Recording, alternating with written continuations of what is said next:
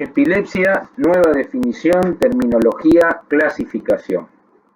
La idea de esta charla inicialmente es poder clarificar los nuevos conceptos y la forma de pensar la epilepsia definida por la ILAE, la cual desde el año 2010 viene generando a través de sus grupos de trabajo nuevas terminologías y formas de poder clasificar los síndromes epilépticos.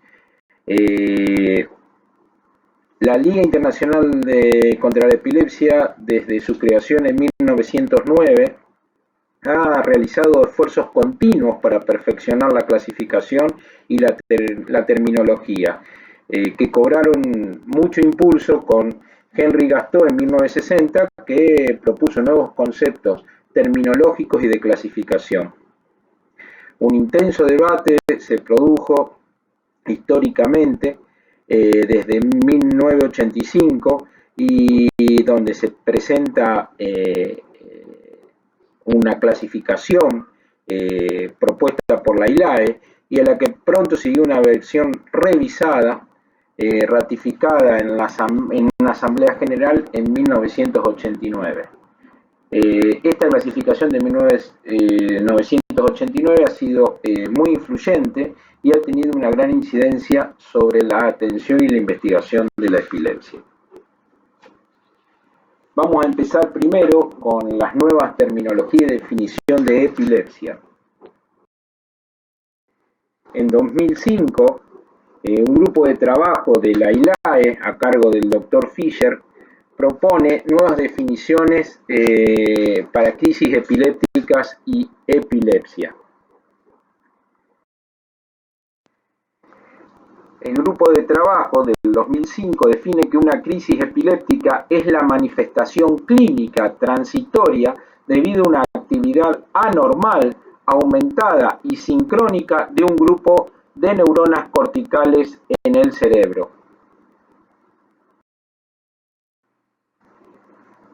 Y define epilepsia como un trastorno de origen cerebral caracterizado por una predisposición crónica a presentar o generar crisis epilépticas y por las consecuencias neurobiológicas, cognitivas, psicológicas y sociales secundarias a este. Y a la vez agrega que la definición de epilepsia requiere al menos la presencia de una crisis epiléptica asociada con un trastorno crónico de cerebro capaz de generar crisis epiléptica.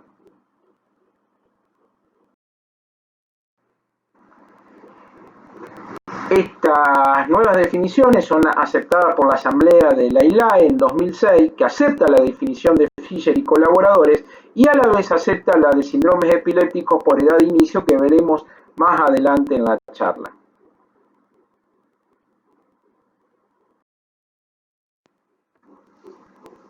Desde el 2005, con las definiciones recién propuestas, la epilepsia se viene definiendo conceptualmente como un trastorno cerebral caracterizado por una predisposición continuada a la generación de crisis epilépticas. En la práctica, esta definición suele aplicarse como la aparición de dos crisis no provocadas con más de 24 horas de separación. Esto lleva a que constantemente se vayan proponiendo nuevas situaciones que no quedaban conceptualizadas dentro de la definición de 2005.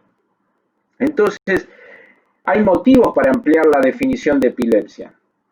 ¿Por qué? A veces se considera el diagnóstico de epilepsia con una sola crisis y eso genera un diagnóstico, no solo un diagnóstico, sino también el inicio de un tratamiento. Se considera epilepsia las crisis reflejas inducidas por alguna situación que llevan a un paciente de determinadas características a tener crisis epilépticas. ¿Es la epilepsia un diagnóstico para toda la vida?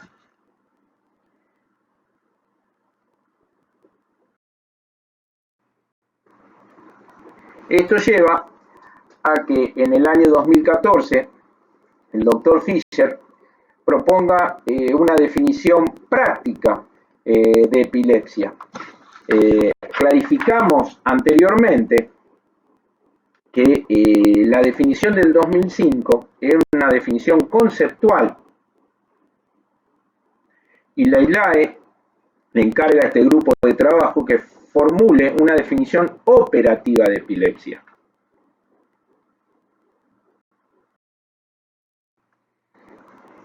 En este trabajo, publicado en el 2014, se define epilepsia por lo menos 2 crisis no provocadas separadas por más de 24 horas entre ellas. Esta es la misma definición que estaba anteriormente en el 2005. Pero agrega que también se define epilepsia como una crisis no provocada o refleja y una probabilidad de crisis durante los 10 años siguientes similar al riesgo general de recurrencia después de 2 crisis no provocadas. El riesgo general de recurrencia después de dos crisis no provocadas es aproximadamente de un 60% o más. O sea, que si un paciente presenta una crisis epiléptica única, pero por distintas causales tiene la posibilidad mayor de un 60% de presentar una segunda crisis, eso se considera epilepsia como diagnóstico habiendo presentado un solo episodio epiléptico.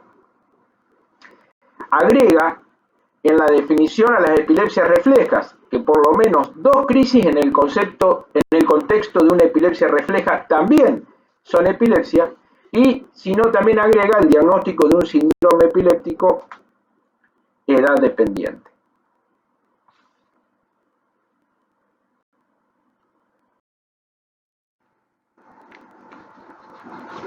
Hay un cambio en la terminología. Antiguamente llamábamos síndromes benignos, genéticamente determinados.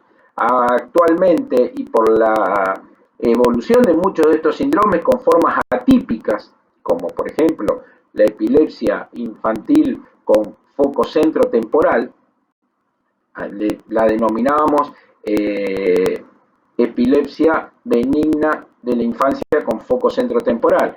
Ese término benigno se ha dejado de lado y actualmente se sugiere utilizar el término autolimitada, o sea que pasaría a llamarse epilepsia autolimitada de la infancia con foco centrotemporal.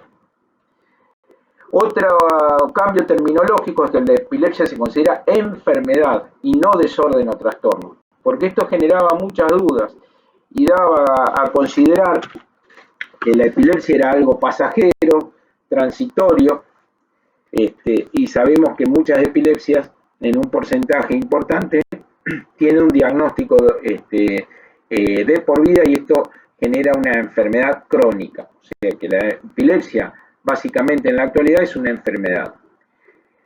Y tampoco existe la epilepsia como una entidad probable o posible. Esto, como muchas veces ocurre en otras enfermedades neurológicas. Se plantea el término incierto, pero no probable o posible. O sea, la idea es que el paciente tiene la enfermedad epilepsia o no la tiene, y si no queda con un término de incierto que se definirá según la evolución y los estudios que se vayan realizando.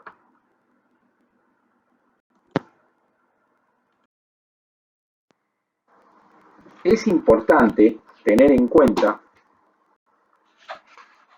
que la definición incluye la palabra de crisis no provocadas, o sea, presenta epilepsia un paciente que ha sufrido una crisis y cuyo cerebro, por el motivo que sea, muestra una tendencia patológica y continuada a sufrir crisis recurrentes. Esta tendencia puede uno imaginársela como una reducción del umbral de crisis en comparación con las personas que no presentan esa enfermedad. Quedan fuera del diagnóstico de epilepsia aquellas crisis provocadas por un factor transitorio que actúa sobre un cerebro por lo demás normal para reducir temporalmente el umbral de crisis. Esto no se considera como diagnóstico de epilepsia. De cualquier manera, el grupo de trabajo sobre definiciones reconoce que los límites entre crisis provocadas y no provocadas son imprecisos, pero deja esta discusión para más adelante. En cuanto al alto riesgo de recurrencia, es importante saber que los riesgos de recurrencia son desconocidos y en la mayoría de los casos dependen de cada individuo. Esto lleva a algunas situaciones complejas. Un paciente, por ejemplo, que ha sufrido un accidente cerebrovascular y un episodio epiléptico desencadenado por el accidente del ACV, probablemente uno pueda considerarlo epilepsia, porque con una sola crisis tiene una causa, si deja una lesión, que puede producir una segunda crisis con un porcentaje mayor al 60%, que es como dice la definición nueva. Pero hay muchas causas desde el punto que afectan el sistema nervioso central y sobre todo la corteza cerebral, que no está definida el porcentaje de recurrencia. Nosotros sí sabemos, por el estudio MES, que después de una única crisis no provocada, el riesgo de presentar otra crisis es del 40 al 52%. Y que con dos crisis no febriles, no provocadas, la probabilidad de presentar otra crisis en el plazo de 4 años es dentro de un 60 a 90%. De cualquier manera, cada caso deberá ser considerado según los riesgos individuales del paciente. No hay duda también que el riesgo de recurrencia está en función del tiempo. A mayor tiempo sin crisis, menor riesgo de recurrencia. Determinar una cifra específica del umbral de riesgo podría pecar de exceso de precisión. A efectos de comparación puede decirse que este riesgo oscila aproximadamente entre un 60 y un 90% después de dos crisis no provocadas. Un umbral del 60% supera adecuadamente el riesgo de recurrencia del 50% observado 5 años después de una única crisis en el estudio MES. En un estudio holandés sobre epilepsia en los niños con patrones de electroencefalograma epileptiforme tras su primera crisis tenían un riesgo de recurrencia a 2 años del 71%. Pero en un estudio de Ginari y colaboradores, los niños con una primera crisis idiopática y patrones electroencefalográficas anormales mostraron un riesgo de recurrencia del 56% al cabo de 3 años. No hay manera de aplicar una fórmula para los riesgos adicionales, ya que no hay datos disponibles sobre la forma en que se combinan dichos riesgos. Cada caso deberá considerarse en forma individual. Por otra parte, también habrá diagnóstico de epilepsia si la información disponible indica que el riesgo de una segunda crisis supera el umbral habitualmente considerado como epilepsia, que es alrededor del 60%. El diagnóstico de epilepsia y la decisión de tratamiento son dos problemas relacionados, pero totalmente diferentes. Para decirlo con mayor claridad, el diagnóstico de epilepsia y la decisión de tratar no van de la mano. Y también hay que clarificar que no hubo acuerdo sobre un intervalo de tiempo específico entre crisis que pusiera a cero el contador.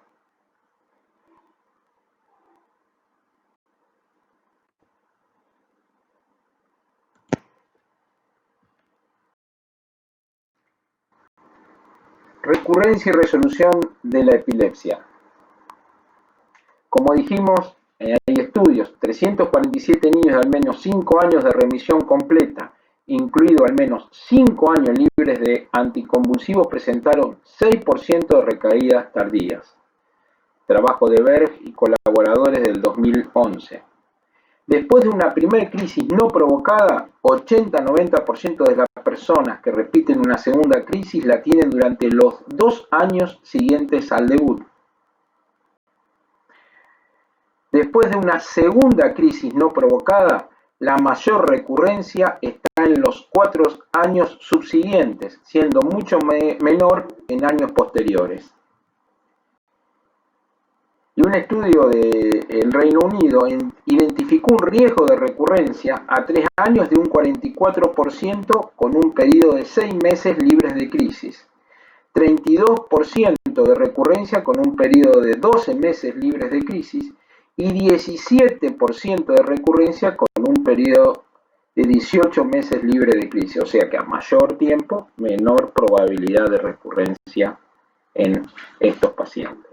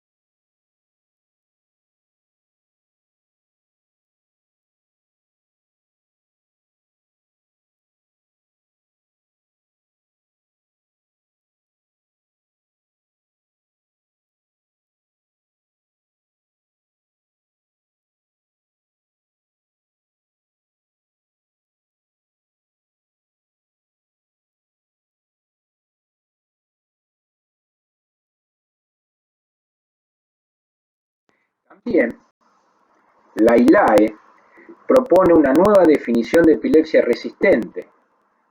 Se define como la falla de dos drogas antiepilépticas apropiadamente seleccionadas, bien toleradas y utilizadas correctamente, ya sea como monoterapia o combinadas para alcanzar el control de crisis. Esto está definido por Juan y colaboradores del Grupo de Definición de Tareas de la ILAE en el 2010. Fundamental que estas dos drogas antiepilépticas, ya sea como mono o politerapia, lleguen a los niveles séricos adecuados para poder objetivar claramente la no respuesta de la epilepsia.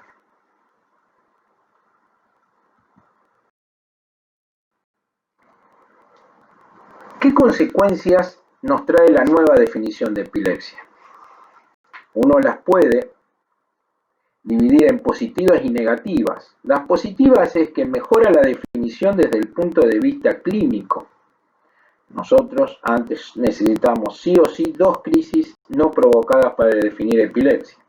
Hoy, con una crisis epiléptica no provocada y sabiendo que hay una causa que presenta más del 60% de recurrencia para una segunda crisis, podemos definir epilepsia. Se introducen las epilepsias reflejas, que en la anterior definición no estaban, y también ingresan como epilepsia cuando uno hace el diagnóstico de un síndrome epiléptico. Esta nueva definición permite también decir que la epilepsia no está más presente, con el término de epilepsia resuelta. Orienta mejor el momento para iniciar la terapia farmacológica y también ayuda a un diagnóstico más temprano en el paciente. ¿Qué consecuencias negativas tiene? Al ver un diagnóstico con una sola crisis puede incrementar el estigma de la epilepsia. O sea, en teoría, nosotros ahora Si sabemos la probabilidad de recurrencia después de un primer episodio epiléptico no provocado, podemos hacer diagnóstico más temprano de epilepsia. Esto puede aumentar el estigma que esta enfermedad produce. También puede haber una alteración en la data en recurrencia de crisis, que es muy limitada, y esto hace de que muchas epilepsias no provocadas o crisis epilépticas no provocadas no sepamos qué porcentaje de recurrencia tiene la causa que las produce. Por lo tanto, no podríamos utilizar esta nueva definición con una sola crisis, sino tendríamos que seguir utilizando la antigua y que sigue vigente, que necesitamos 2 crisis epilépticas no provocadas. También, al aumentar el número de pacientes, como ya dijimos, puede restringir algunas actividades por la epilepsia y aumentar sus estigmas. Y a veces también hace que el diagnóstico sea más complejo, porque se necesita una serie de datos de recurrencia que a veces no, como dijimos, no lo tenemos clarificado, y eso hace que no podamos hacer el diagnóstico definitivo.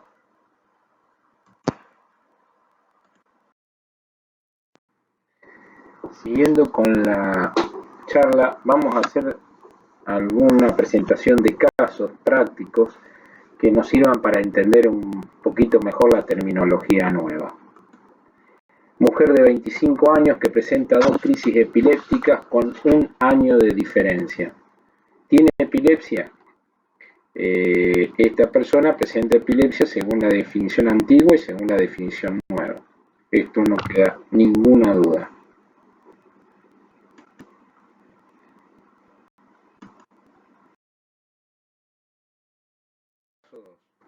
Un varón de 65 años tuvo un ACV de la arteria cerebral media izquierda 8 semanas atrás y ahora presenta una crisis epiléptica no provocada. ¿Es o no epilepsia? Una crisis epiléptica a 8 semanas del ACV o infección o trauma del sistema nervioso central, la literatura sugiere un alto riesgo de repetir una crisis epiléptica no provocada, más del 75%. Por lo tanto, en la nueva definición, este paciente tiene una epilepsia con una sola crisis epiléptica. Recordemos que en aquellos casos que tenían una sola crisis epiléptica con una posibilidad de recurrencia mayor de un 60% para una segunda crisis, esto reunía, por definición actual, criterio de epilepsia.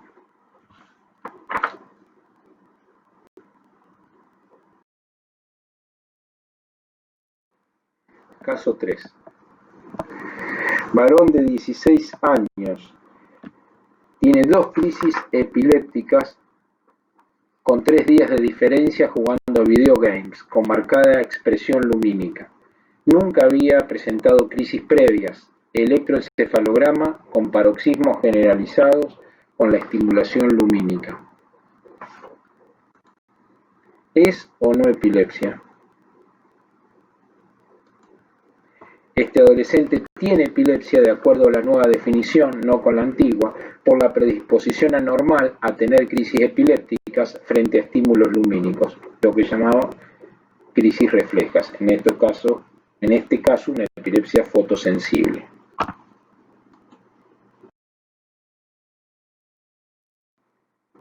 Caso 4.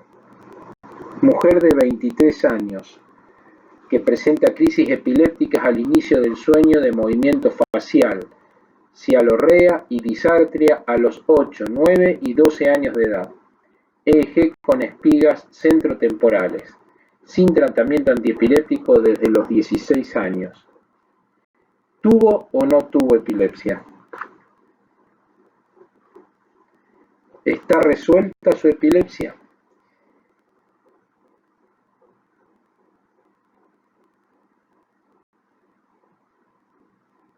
En este paciente, la epilepsia está resuelta porque se ha superado el rango de edad de un síndrome dependiente de la edad. La definición antigua no consideraría que esta epilepsia está resuelta. Desde ya que en esta aplicación el paciente tuvo epilepsia, hoy pasaron más de 10 años desde la última crisis y sin tratamiento antiepiléptico por más de 5 años. Esta paciente tiene una epilepsia resuelta actualmente.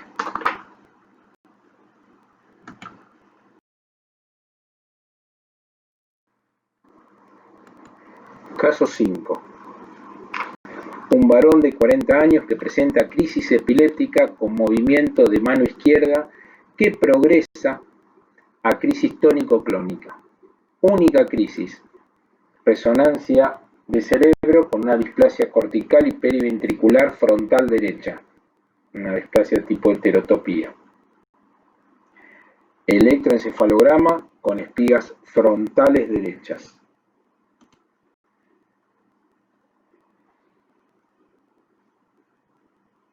Esta fue la única crisis de este paciente. Y la ILAE responde a este caso que aunque algunos médicos tratarían a este paciente con antiepilépticos, no hay evidencia precisa del riesgo de recurrencia y por lo tanto epilepsia no podrá ser diagnosticada por ninguna de las dos definiciones actuales. Estudios epidemiológicos futuros podrían aclarar esta situación. Ahora, desde ya que esto en el comentario es difícil no tratarlo, porque tenemos una crisis, no hay duda epiléptica, con una resonancia normal, con una lesión focal que predispone a repetir episodios epilépticos, con un electroencefalograma normal, pero no hay en la literatura aval que nos diga que hay un 60% más de posibilidad de recurrencia. De cualquier manera, este paciente o este caso es un caso a discutir, porque muchos de los que lo leemos probablemente iniciaríamos un tratamiento antiepiléptico.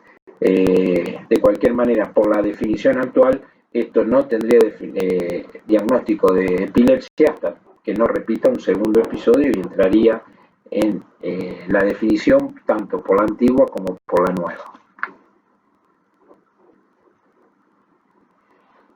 No hay duda que las evidencias posteriores indican un riesgo mayor del 60% de recurrencia de crisis, entonces estaríamos frente a una epilepsia como acabamos de decir. Es decir, se requieren más estudios epidemiológicos.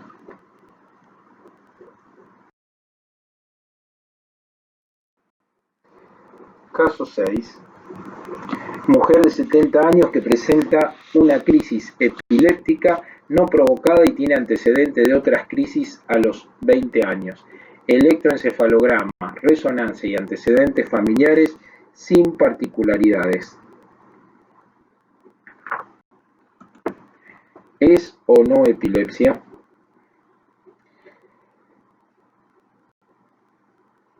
Tanto la definición antigua como la nueva consideran que esta mujer presenta epilepsia. A pesar del diagnóstico, muchos médicos no la tratarían debido a la baja frecuencia de crisis.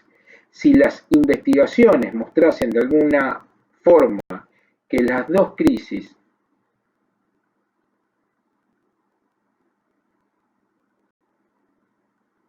tenían causa diferente, entonces no se consideraría que presente epilepsia porque son dos eventos distintos con muchos años de diferencia entre uno y otro.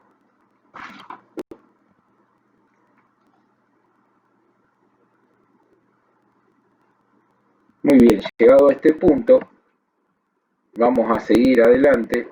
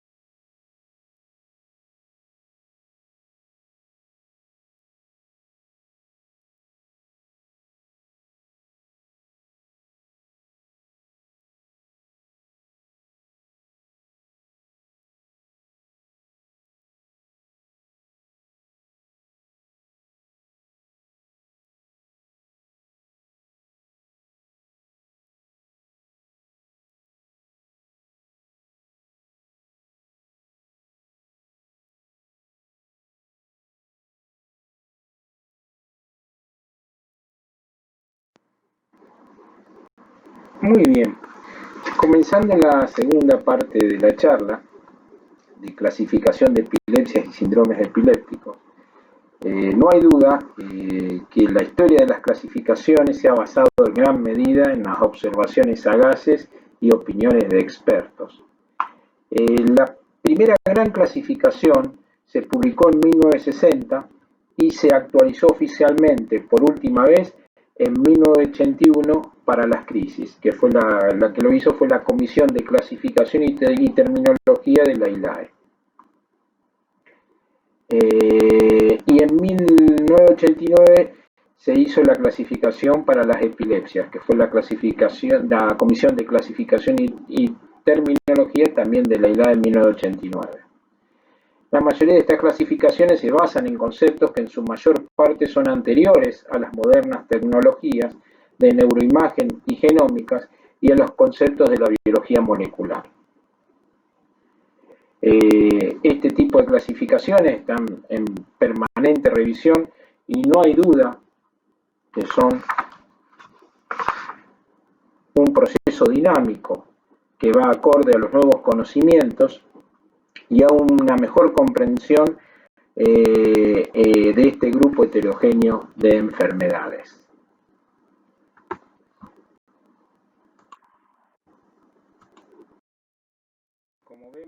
Como vemos en esta diapositiva, la clasificación de epilepsias y síndromes epilépticos ha sufrido una cantidad de modificaciones a lo largo de los años. La ILAE en 1981 hace la clasificación de crisis epilépticas, en el 89 hace la clasificación de síndromes epilépticos. Esta clasificación del 89 es la que más ha perdurado en el tiempo.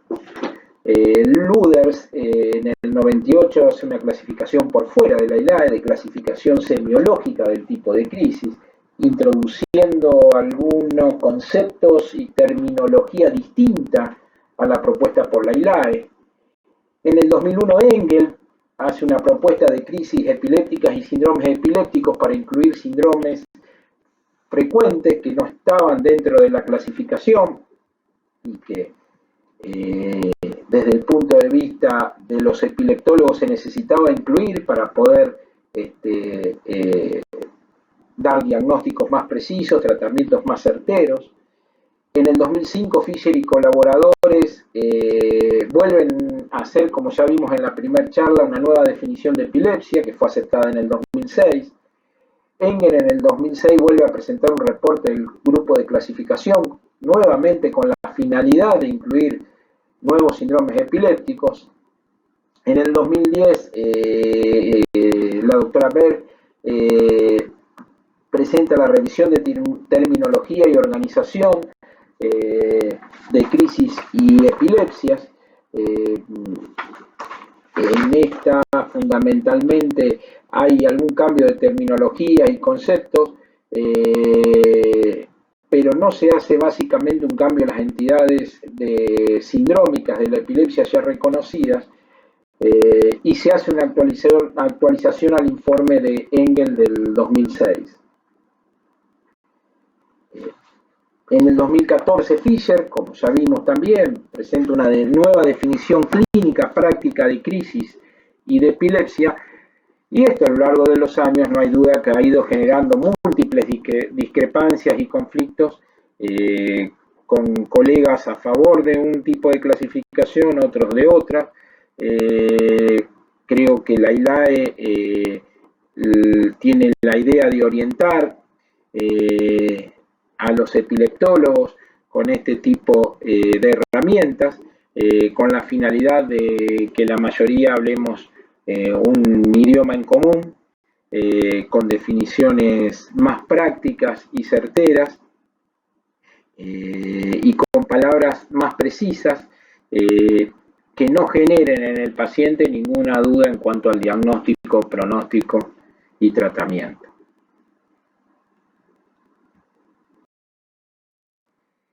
Haciendo un poquito la revisión en la clasificación de la ILAE de 1989, las dividía en tres grupos: idiopáticas, sintomáticas y criptogénicas.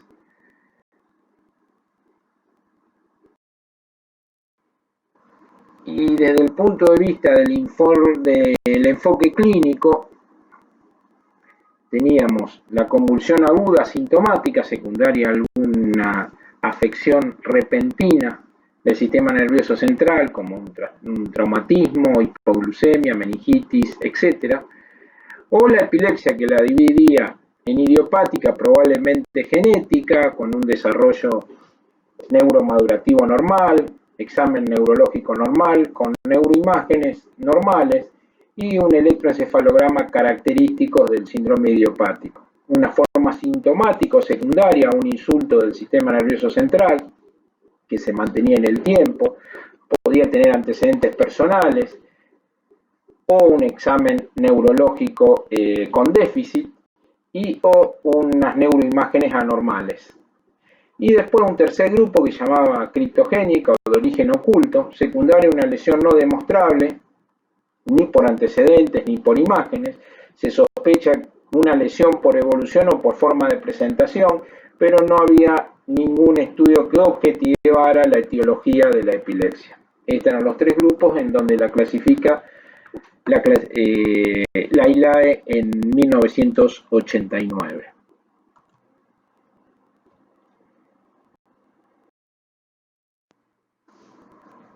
En el año 2001, Engel hace una actualización de la clasificación del 89 y mantiene el término idiopático y sintomático, pero deja de lado el término criptogénico, reemplazándolo por probablemente sintomático.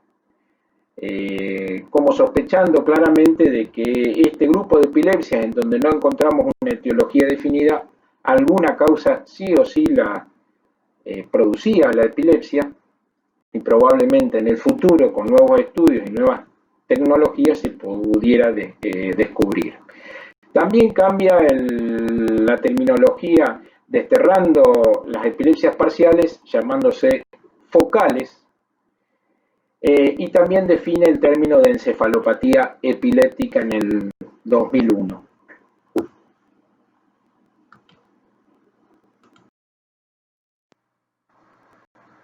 El síndrome de origen idiopático no muestra evidencias de anormalidad estructural y metabólica del sistema nervioso central y probablemente son de origen genético, frecuentemente benignas en su evolución y también con una edad y final predeterminada genéticamente. Desde ya que todas estas formas tienen evoluciones atípicas que muchas veces hacen que la benignidad de estos cuadros sea discutible.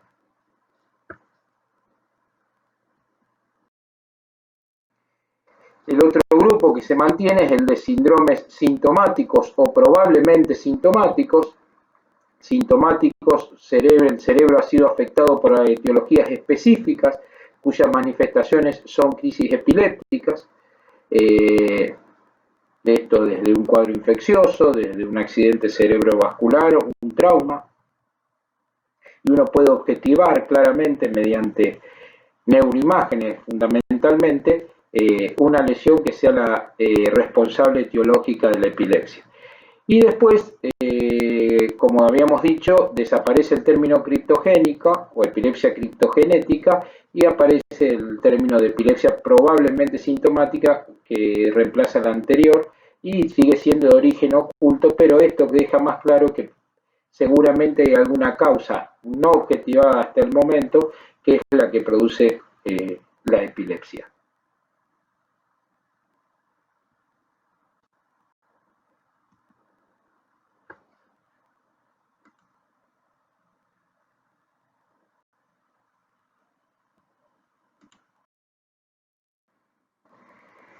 Finalmente, la ILAE hace nuevas recomendaciones para la denominación etiológica, generando algunos cambios, y las divide en tres grupos a la etiología de las epilepsias: aquellas de origen genético, aquellas de origen estructural metabólico y aquellas de origen desconocido. La denominación previa utilizada era idiopática, criptogénica o de causa oculta, y después probablemente sintomática, que ahora va a ser reemplazada por la de causa desconocida, y la sintomática, que es aquella que va a ser reemplazada por la causa estructural metabólica.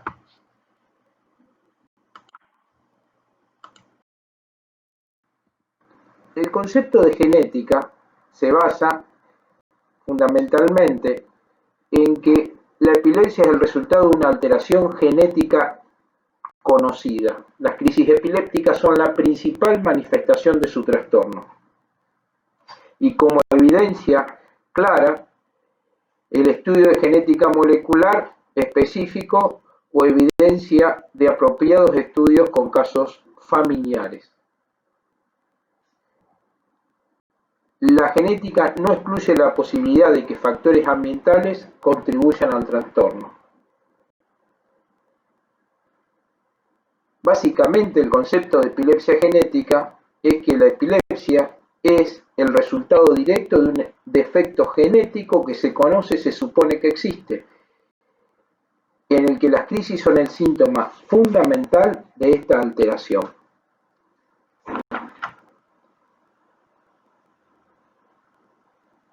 En el momento actual no hay prácticamente ningún conocimiento para apoyar influencias ambientales específicas como causas de o factores contribuyentes a estas formas de epilepsia.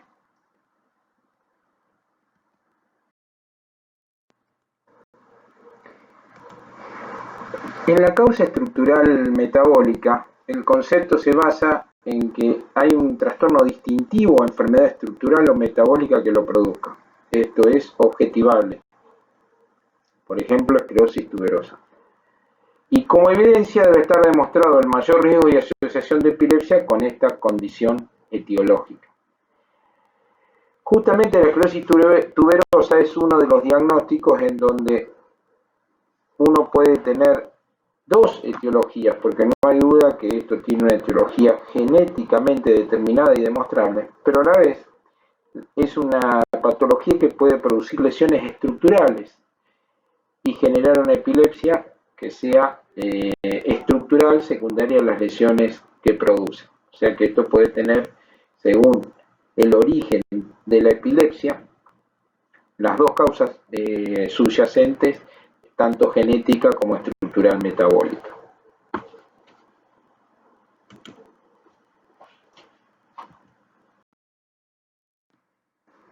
Entonces, desde el punto de vista de la etiología de las epilepsias, dijimos, teníamos las epilepsias de origen genético, las epilepsias atribuidas a causas estructurales metabólicas, que entran las malformaciones del desarrollo cortical, todos los síndromes neurocutáneos, tumores, infecciones, trauma, angioma, el insulto perinatal, los accidentes cerebrovasculares. Después tenemos el tercer grupo de epilepsias de causas desconocidas, y la comisión aclara que hay condiciones con crisis epilépticas que son tradicionalmente no diagnosticadas como epilepsia per se, que entran las crisis neonatales benignas y las crisis febriles.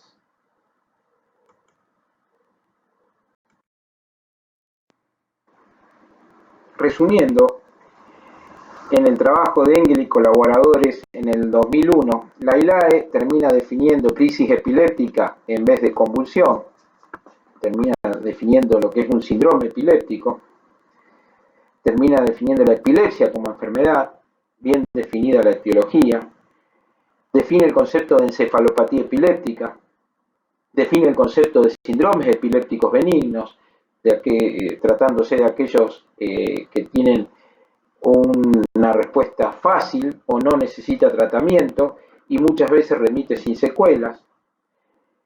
Reconoce las epilepsias reflejas y reconoce las crisis focales, las crisis febriles simples y complejas.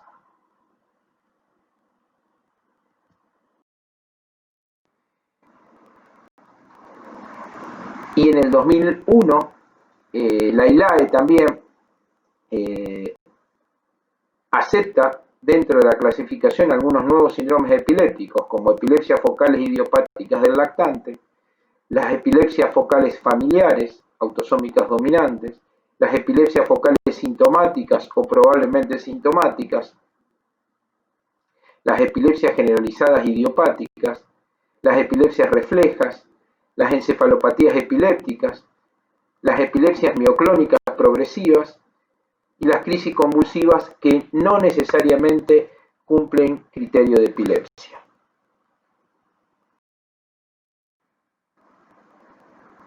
Finalmente, Engel subraya la dificultad para elaborar una clasificación genética al comprobar cómo un síndrome genético idiopático puede deberse a más de una alteración genética, e incluso distintos miembros de una familia con un mismo trastorno genético pueden presentar diferentes tipos de crisis epilépticas.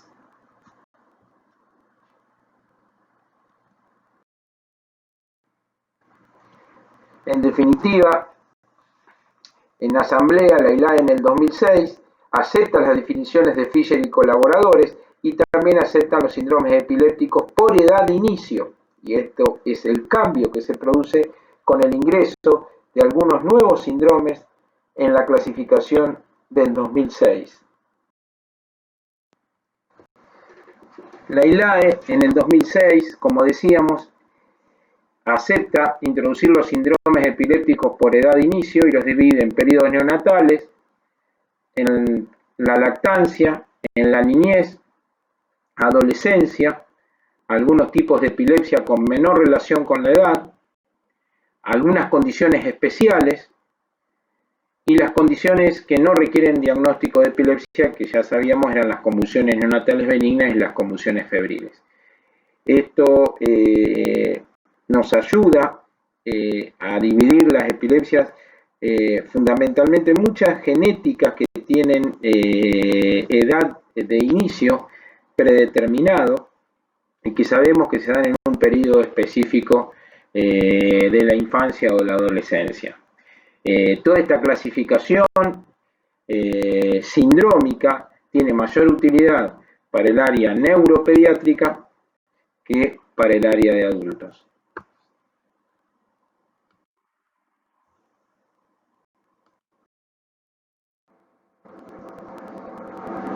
Bien, en 2010 la ILAE presenta un informe especial titulado Terminología y conceptos revisados para la organización de crisis y epilepsias.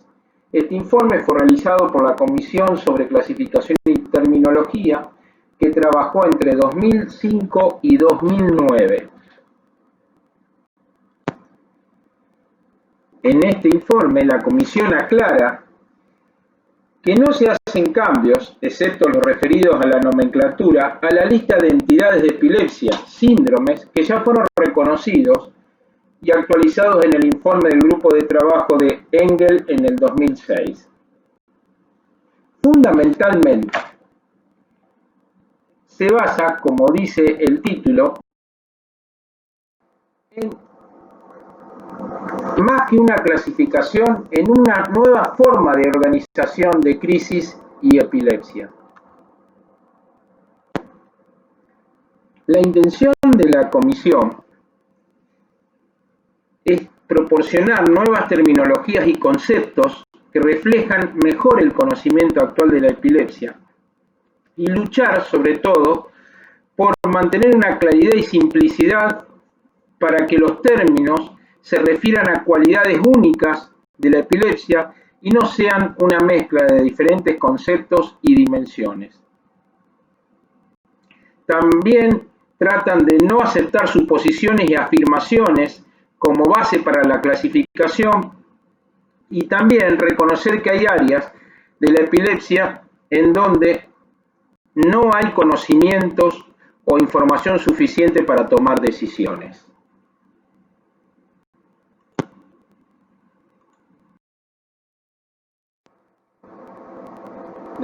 Desde ya que la ILAE y su Comisión para Clasificación y Terminología ha venido realizando cambios desde el 81.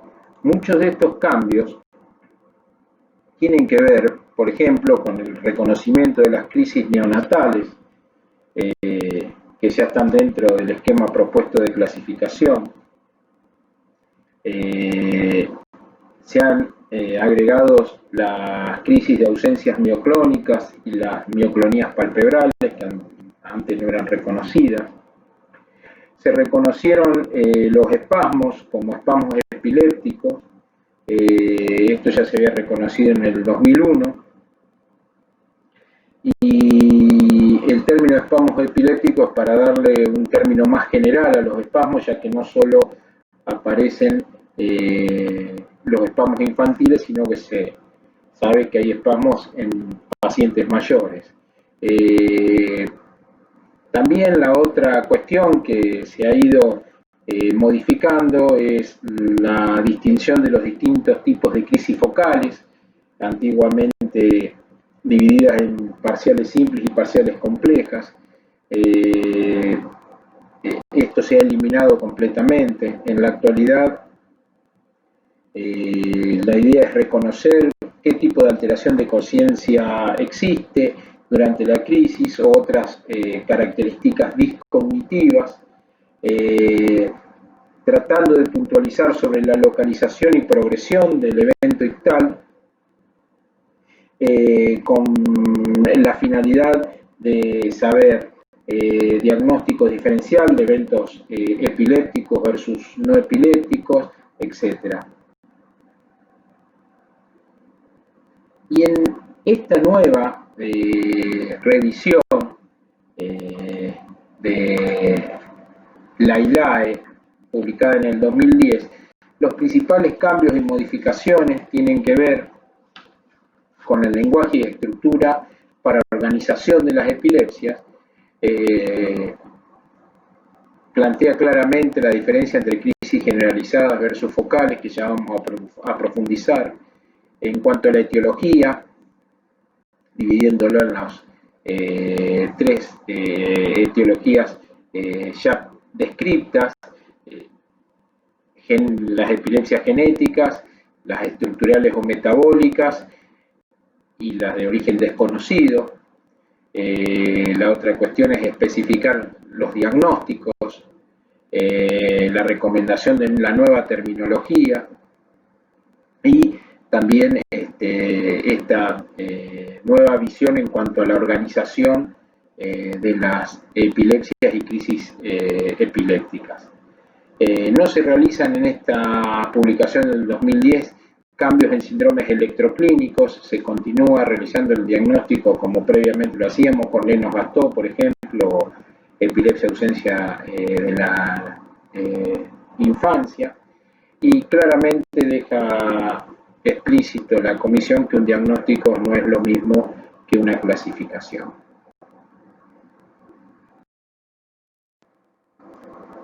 Para las crisis focales, la ILAE plantea un nuevo concepto. Serían crisis epilépticas que se originan a nivel cortical o subcortical, pero siempre dentro de sistemas más o menos amplios, limitados a un hemisferio cerebral. Deben tener el mismo comienzo ictal y patrón de propagación. Y esto se ve en este ejemplo, donde a partir de un foco se propaga al mismo hemisferio o se puede propagar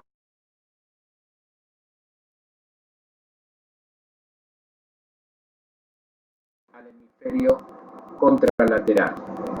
Dentro de las crisis focales tenemos el grupo de las crisis convulsivas con evolución bilateral. Previamente reconocíamos a esto como crisis focal con generalización secundaria o crisis tónico-clónica secundariamente generalizada, que pueden ser con componente tónico, clónico o tónico-clónico. Hoy se conoce como crisis focales con evolución bilateral. Y esta es la terminología propuesta por la ILAE.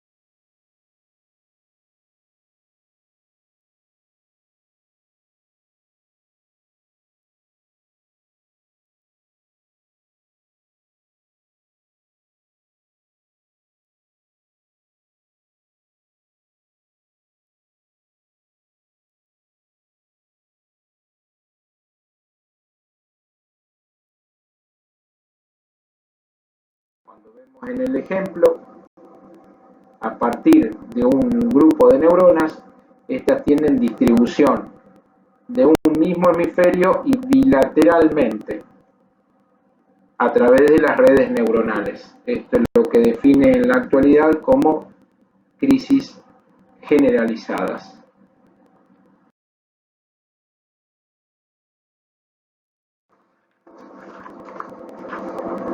En el año 2017, la Comisión para Clasificación y Terminología de la ILAE propone una nueva clasificación operacional de los tipos de crisis y las clasifica en 3 grupos: de inicio focal, inicio generalizado e inicio desconocido. Esta es la versión expandida o extendida de la clasificación.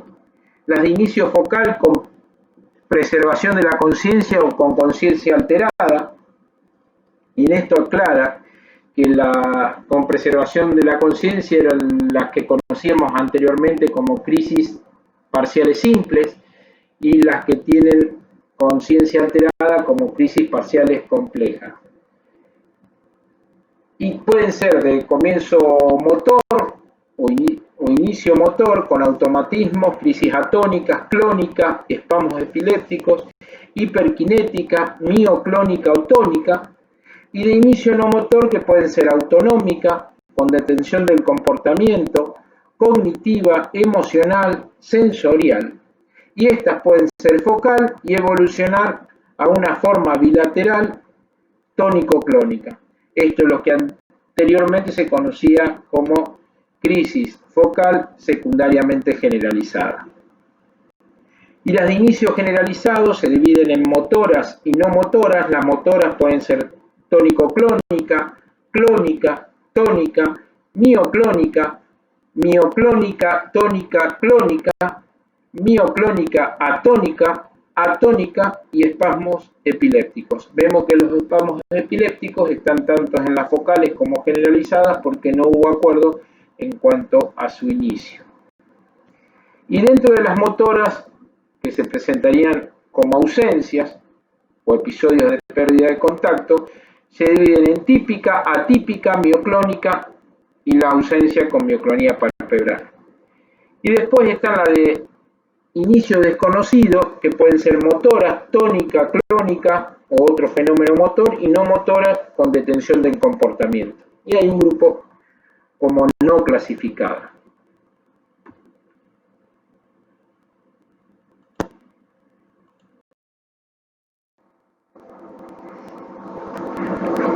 Avanzando luego de la clasificación del tipo de crisis propuesta en el 2017 por la Comisión de Clasificación y Terminología, la ILAE propone 3 niveles de diagnóstico para la epilepsia. Comenzando con el tipo de crisis, con el que se asume que el paciente tiene crisis epiléptica según lo define la nueva clasificación de crisis de la ILAE del 2017. Después del diagnóstico de tipo de crisis, el siguiente paso sería el diagnóstico del tipo de epilepsia, incluyendo epilepsia focal, generalizada, combinada, generalizada y focal, y también un grupo de epilepsia desconocida. Y el tercer nivel correspondería al síndrome de epilepsia, en el que se puede establecer un diagnóstico sindrómico específico.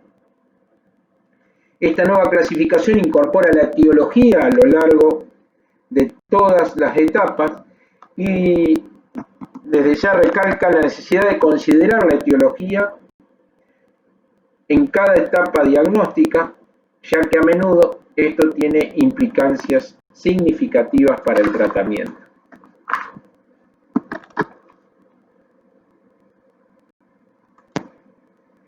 Claramente tenemos que tener en cuenta que en algunos lugares la clasificación, por ejemplo, según el tipo de crisis, puede ser el nivel máximo posible para el diagnóstico, ya que puede no haber acceso a electroencefalografía, videoelectroencefalografía o estudios de diagnóstico por imágenes. O en otros casos puede haber muy poca información disponible para establecer una segunda etapa y pasar al tipo de epilepsia. El tipo de epilepsia se asume que el paciente tiene un diagnóstico de epilepsia basado en la definición del 2014 de la ILAE en el trabajo de Schaeffer y colaboradores. El diagnóstico de epilepsia generalizada se establece clínicamente, generalmente respaldado por la presencia de descargas interictales típicas registradas en un electroencefalograma.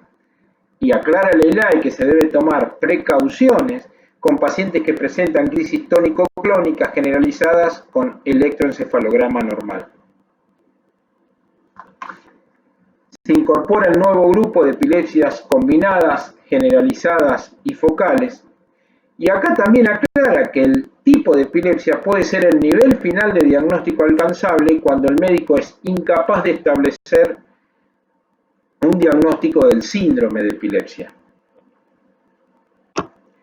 El término desconocida se utiliza para indicar que se entiende que el paciente tiene epilepsia, pero no puede el médico determinar si es focal o generalizada porque no dispone de suficiente información.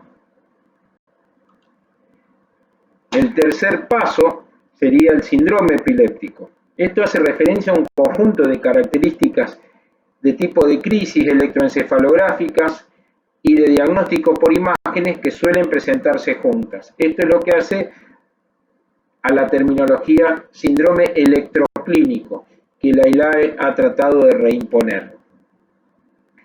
Esto es muy importante porque ya hay muchos síndromes epilépticos reconocidos que el diagnóstico precoz orienta hacia un tratamiento y hacia un pronóstico con mayor certeza. Tenemos que tener en cuenta que a lo largo de todo el proceso está incluida la causa etiológica, estructural, genética, infecciosa, metabólica, inmunitaria o desconocida y las comorbilidades asociadas.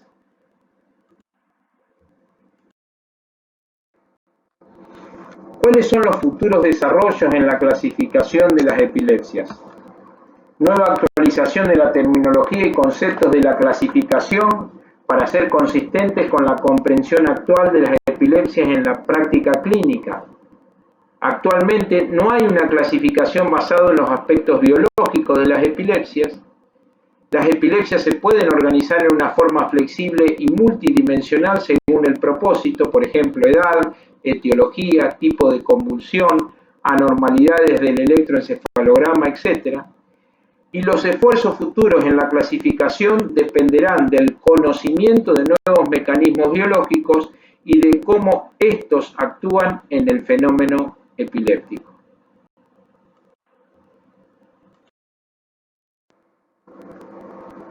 Y quiero terminar la charla con esta frase de Paul Valéry, donde resume un poco las dificultades que hay para generar una clasificación que sea valedera para todos, que abarque todas las investigaciones, los avances, y como al comienzo de la charla, todo proceso de clasificación es dinámico, se van produciendo cambios continuamente con los avances de la ciencia y la tecnología.